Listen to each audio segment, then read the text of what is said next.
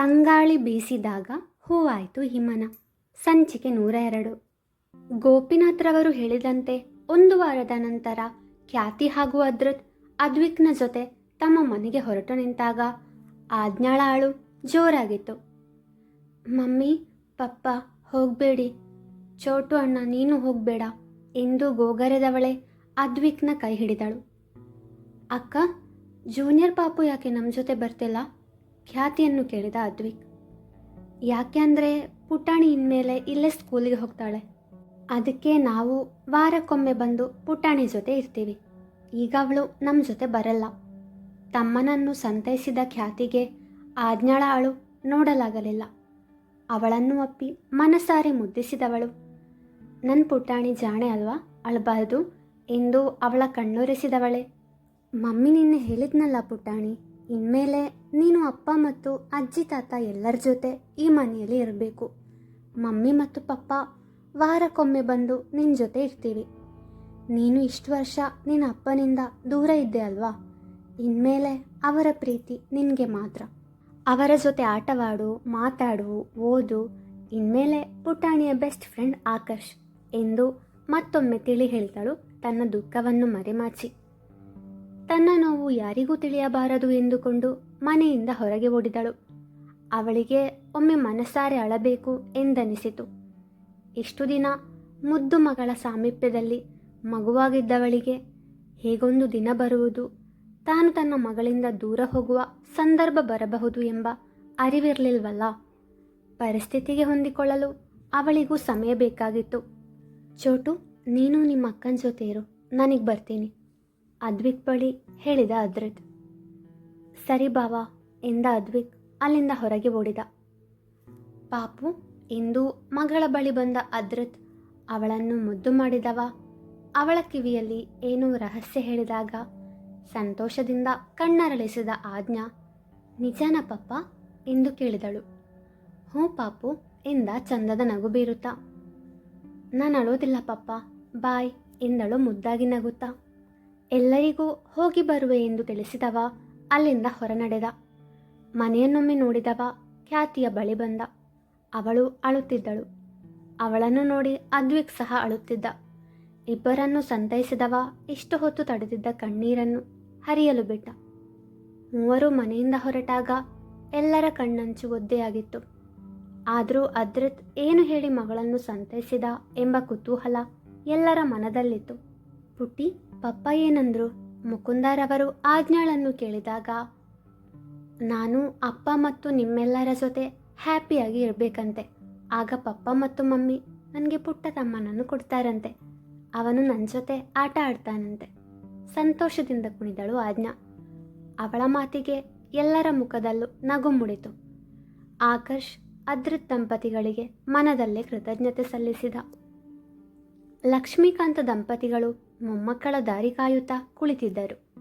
ಖ್ಯಾತಿ ತನ್ನ ಪತಿ ಹಾಗೂ ತಮ್ಮನ ಜೊತೆ ಮನೆ ಸೇರಿದಾಗ ಹಿರಿಯ ದಂಪತಿಗಳಿಗೆ ಅತೀವ ಸಂತಸವಾಗಿತ್ತು. ಮೊಮ್ಮಗಳ ಜೀವನದಲ್ಲಿದ್ದ ಕಾರ್ಮೋಡ ಸರಿದಿದೆ. ಇನ್ಮುಂದೆ ಸ್ವಚ್ಛವಾದ ಆಗಸದಂತೆ ಅವಳ ಬಾಳು ಸುಂದರವಾಗಿರಲಿ ಎಂದು ಬಯಸಿದರು. ಖ್ಯಾತಿಗೆ ತನ್ನ ಮನೆ ಸೇರಿದ ಖುಷಿಗಿಂತ ತನ್ನ ಮಗಳು ಜೊತೆಗಿಲ್ಲ ಎನ್ನುವ ನೋವು ತುಂಬ ಕಾಡಿತು. ಯಾರೊಡನೆಯೂ ಮಾತನಾಡದೆ ತನ್ನ ಕೋಣೆ ಸೇರಿ ಬಿಟ್ಟಳವಳು. ಮೊಮ್ಮಗಳ ಕಳೆಗುಂದಿದ ಮುಖ ನೋಡಿ ಲಕ್ಷ್ಮೀಕಾಂತರವರು ಅದ್ರತ್ನತ್ತ ನೋಟ ಹರಿಸಿದಾಗ ಅವರ ನೋಟವನ್ನು ಅರ್ಥೈಸಿಕೊಂಡವ. ಪಾಪುನ ಅಲ್ಲೇ ಬಿಟ್ಟು ಬಂದಿದ್ದೇವಲ್ಲ, ಆ ಬೇಸರದಲ್ಲಿದ್ದಾಳೆ ಖ್ಯಾತಿ. ನೀವೇನು ಚಿಂತೆ ಮಾಡಬೇಡಿ ತಾತ, ಅವಳಿಗೆ ಸ್ವಲ್ಪ ಸಮಯ ಬೇಕು, ಅವಳು ಸರಿ ಹೋಗ್ತಾಳೆ ಎಂದು ಭರವಸೆ ನೀಡಿದ. ಇಷ್ಟು ದಿನ ಜೊತೆಯಲ್ಲಿದ್ದ ಮಗು ಈಗ ತನ್ನಿಂದ ದೂರ ಇರ್ತಾಳೆ ಅನ್ನೋ ನೋವು ಅರಗಿಸಿಕೊಳ್ಳಲು ತುಂಬ ಕಷ್ಟ ಎಂದರು ಪದ್ಮಾವತಿಯವರು. ಅಜ್ಜಿ, ತಾತ, ಐ ಹೇಟ್ ಯು. ನೀವು ನನ್ನನ್ನು ನೋಡ್ತಾನೇ ಇಲ್ಲ, ನನ್ನ ಜೊತೆ ಮಾತಾಡ್ತಾನೂ ಇಲ್ಲ, ಮುಖ ಊದಿಸಿದ ಅದ್ವಿಕ್. ನೀನು ಈ ಮನೆಯ ಪುಟ್ಟರಾಜ್ಕುಮಾರ, ನಿನ್ನನ್ನು ವಿಚಾರಿಸದೆ ಇರ್ತೀವ ಚೋಟು? ನಿಮ್ಮ ಅಕ್ಕ ಬೇಸರದಲ್ಲಿದ್ಲು ಅಲ್ವಾ, ಅದಕ್ಕೆ ನಿಮ್ಮ ಭಾವನ ಬಳಿ ವಿಚಾರಿಸ್ತಿದ್ವಿ ಅಷ್ಟೆ. ಇಷ್ಟಕ್ಕೆಲ್ಲ ಬೇಸರ ಮಾಡಬಾರ್ದು ಪುಟ್ಟ, ಮೃದುವಾಗಿ ನುಡಿದರು ಪದ್ಮಾವತಿಯವರು. ಆದರೂ ಅದ್ವಿಕ್ನ ಕೋಪ ಕರಗಲಿಲ್ಲ. ಅಜ್ಜಿ, ತಾತ, ನಿಮಗೊಂದು ವಿಷಯ ಗೊತ್ತಾ? ಖ್ಯಾತಿ ಯಾವಾಗಲೂ ಹೇಳೋಳು, ನನ್ನ ತಮ್ಮ ಸೂಪರ್ ಹೀರೋ, ತುಂಬ ಜಾಣ, ಎಲ್ಲರ ಜೊತೆ ಪ್ರೀತಿಯಿಂದ ಮಾತಾಡಿಸ್ತಾನೆ ಅಂತ. ಆದರೆ ಇವನು ಕೋಪ ಮಾಡ್ಕೋತಿದ್ದಾನೆ ಅಲ್ವಾ? ಖ್ಯಾತಿ ನನಗೆ ಇವನ ಬಗ್ಗೆ ಹೇಳಿದೆಲ್ಲ ಸುಳ್ಳು ಎಂದ ಅದ್ರತ್ ಮಾತಿಗೆ, ನಮ್ಮ ಅಕ್ಕ ಯಾವತ್ತೂ ಸುಳ್ಳು ಹೇಳೋದಿಲ್ಲ ಬಾವ, ನಾನು ಸೂಪರ್ ಹೀರೋ ಎಂದವ ಲಕ್ಷ್ಮೀಕಾಂತ ದಂಪತಿಗಳ ಜೊತೆ ನಗು ನಗುತ್ತಾ ಮಾತನಾಡಿದ. ಲಕ್ಷ್ಮೀಕಾಂತ ದಂಪತಿಗಳು ಅದ್ರತ್ನತ್ತ ಮೆಚ್ಚುಗೆಯ ನೋಟ ಬೀರಿದರೆ ಅವರತ್ತ ನೋಡಿ ನಸುನಕ್ಕವ ಮಡದೆಯನ್ನರಸಿ ಕೋಣೆಗೆ ಬಂದ. ಖ್ಯಾತಿ ಮಂಡಿಯಲ್ಲಿ ಮುಖ ಹುದುಗಿಸಿ ಅಳುತ್ತಿದ್ದಳು. ಅವಳ ತೀರ ಸನಿಹ ಕುಳಿತವ ಅವಳನ್ನು ತನ್ನತ್ತ ತಿರುಗಿಸಿ ಅವಳನ್ನು ಬಿಗಿಯಾಗಿ ಆಲಂಗಿಸಿದ. ಇಬ್ಬರು ಮನಸಾರೆ ಹತ್ತು ಹಗುರಾದರು. ಅದ್ರತ್ ಖ್ಯಾತಿಯ ಮುಂಗುರುಳು ಸರಿಸಿದವ ಅವಳ ಮೊಗವನ್ನು ಬೊಗಸೆಯಲ್ಲಿ ಹಿಡಿದು ಒಲವ ನೋಟ ಹರಿಸಿದರೆ ಅವನ ನೋಟವನ್ನು ಎದುರಿಸಲಾಗದೆ ತನ್ನ ನೋಟ ಬದಲಾಯಿಸಿದವಳ ಮೊಗದಲ್ಲಿ ನಗು ಅರಳಿತು. ಅದನ್ನು ಗಮನಿಸಿದವ ಆಸ್ತೆಯಿಂದ ಅವಳ ಅಧರವನ್ನು ತನ್ನ ಅಧರಗಳಿಂದ ಬಂಧಿಸಿದಾಗ ಅವನ ಹೊಸ ವರಸೆಗೆ ಕಣ್ಣಿನ ಗಾತ್ರ ಹೆಚ್ಚಿಸಿದಳು ಖ್ಯಾತಿ. ಕೆಲ ನಿಮಿಷಗಳ ಬಳಿಕ ತನ್ನಿಂದ ದೂರ ಸರಿದವನ ಮೊಗ ನೋಡಲು ಧೈರ್ಯ ಸಾಲಲಿಲ್ಲ. ಅವಳ ಕದಪುಗಳದಾಗಲೇ ರಂಗೇರಿದ್ದವು. ಅವಳ ಕೈಯಲ್ಲಿ ತನ್ನ ಕೈಯನ್ನು ಬೆಸೆದವ ಖ್ಯಾತಿ ಎಂದ ಪ್ರೀತಿಯಿಂದ. ಹೇಳು ಎಂದಳು ಅವನತ್ತ ನೋಡದೆ. ನೀನಿವತ್ತು ತುಂಬ ಸುಂದರವಾಗಿ ಕಾಣಿಸ್ತಿದೆಯಾ ಖ್ಯಾತಿ. ಅವನ ಮಾತಿಗೆ ನಾಚಿದಳು ಖ್ಯಾತಿ. ನಾನು ಮನೆಯಿಂದ ಬರುವಾಗ ಪಾಪುಗೆ ಹೇಳಿದ್ದೆ ಅವಳಿಗೆ ಆಟವಾಡಲು ಒಬ್ಬ ತಮ್ಮನನ್ನು ಕೊಡ್ತೀನಿ ಅಂತ. ಪಾಪ ನಮ್ಮ ಪಾಪು ಎಷ್ಟು ಸಂತೋಷಪಟ್ಲು ಗೊತ್ತಾ. ಆಮೇಲೆ ಸಂತೋಷದಿಂದಲೇ ಕಳಿಸಿಕೊಟ್ಲು ನನ್ನನ್ನು ಎಂದಾಗ, ಪುಟಾಣಿ ಜೊತೆ ಹಾಗ ಮಾತಾಡೋದು ನೀನು. ಇನ್ನವಳು ನನ್ನನ್ನು ಕಾಣುವಾಗಲೆಲ್ಲ ತಮ್ಮ ಎಲ್ಲಿ ಮಮ್ಮಿ ಅಂತ ಕೇಳ್ತಾಳೆ. ಮಗು ಜೊತೆ ಹೇಗೆ ಮಾತಾಡಬೇಕು ಅನ್ನೋದೇ ಗೊತ್ತಿಲ್ಲ ನಿಂಗೆ.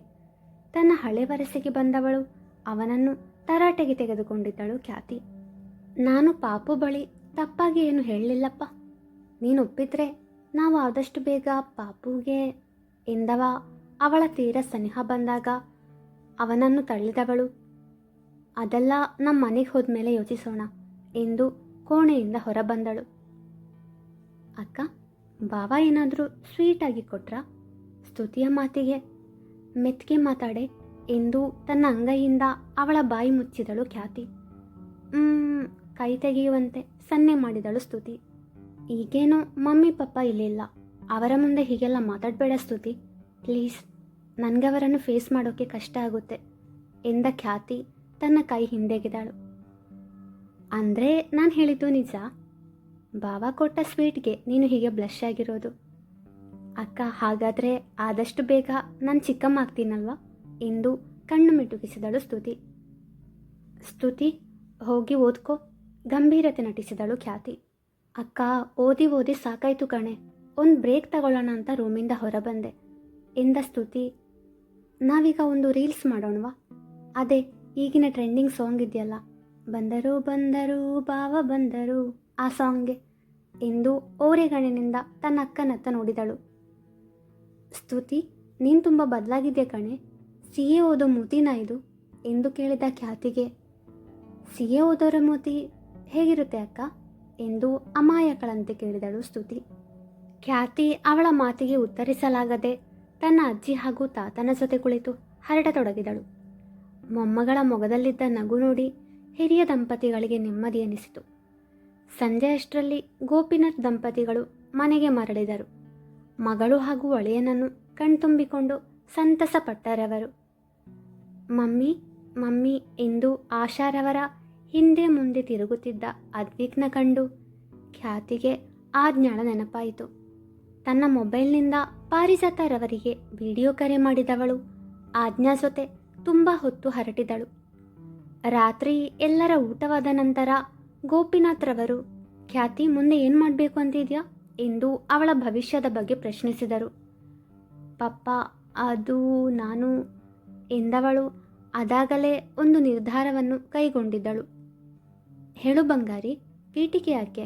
ಆಶಾರವರು ಎಂದಾಗ ಗೋಪಿನಾಥ್ ದಂಪತಿಗಳ ಮುಂದೆ ಎರಡು ಮಂಡಿಯೂರಿ ಕುಳಿತ ಖ್ಯಾತಿ ಅವರ ಕೈಯಲ್ಲಿ ತನ್ನ ಕೈ ಬೆಸೆದವಳು. ಮಮ್ಮಿ ಪಪ್ಪ, ಎಷ್ಟು ವರ್ಷ ತಿಳಿದೋ ತಿಳಿಯದೆಯೋ ನಿಮ್ಮಿಬ್ಬರ ಮನಸ್ಸಿಗೆ ನೋವು ಕೊಟ್ಟಿದ್ದೀನಿ. I am really very sorry ಎಂದಳು ತಲೆ ತಗ್ಗಿಸಿ. ಬಂಗಾರಿ, ನೀನು ನಮಗೆ ನೋವು ಕೊಡಲಿಲ್ಲಮ್ಮ. ಯಾಕೆ ಈ ಥರ ಮಾತಾಡ್ತಿದ್ಯಾ? ಏನಾಯಿತು ನಿನಗೆ? ಕೊಂಚ ಗಾಬರಿಯಿಂದ ಕೇಳಿದರು ಆಶಾರವರು. ನನಗೇನೂ ಆಗಿಲ್ಲ ಮಮ್ಮಿ, ಯಾಕೋ ಕ್ಷಮೆ ಕೇಳಬೇಕು ಅನ್ನಿಸ್ತು ಅಷ್ಟೇ ಎಂದು ಆಶಾರವರಿಗೆ ಹೇಳಿದವಳು ಗೋಪಿನಾಥ್ರವರ ಕಡೆಗೆ ತಿರುಗಿ, ಪಪ್ಪ, ನಿಮ್ಮ ಆಸೆಯಂತೆ ನನಗೆ ಸಿಹಿ ಆಗಲು ಸಾಧ್ಯವಾಗಲಿಲ್ಲ, ಮುಂದೆ ಆಗೋದೂ ಇಲ್ಲ. ಆದರೆ ಇನ್ಮೇಲೆ ನಮ್ಮ ಆಫೀಸಲ್ಲೇ ವರ್ಕ್ ಮಾಡಬೇಕು ಅಂತಿದ್ದೀನಿ ಪಪ್ಪ. ಇಷ್ಟು ವರ್ಷ ನಿಮ್ಮ ಮಾತಿಗೆ ವಿರುದ್ಧವಾಗಿ ನಡ್ಕೊಂಡಿದ್ದೀನಿ. ಸಾರಿ ಪಪ್ಪ ಎಂದಳು ಪಶ್ಚಾತ್ತಾಪದಿಂದ. ಕ್ಷಮೆ ಕೇಳುವಂಥ ತಪ್ಪು ನೀನು ಮಾಡಿಲ್ಲ ಖ್ಯಾತಿ. ನಮ್ಮ ಆಫೀಸಲ್ಲೇ ವರ್ಕ್ ಮಾಡ್ತೀನಿ ಅಂದ್ಯಲ್ಲ, ನಂಗಷ್ಟು ಸಾಕು. ತುಂಬ ಖುಷಿಯಾಯಿತು ಮಗಳೇ ಎಂದು ಅವಳ ತಲೆ ಸವರಿದರು ಗೋಪಿನಾಥ್ರವರು. ಖ್ಯಾತಿ ಭಾವುಕಳಾಗಿ ಅವರ ತೊಡೆ ಮೇಲೆ ತಲೆ ಇಟ್ಟು ಮಲಗಿದಳು.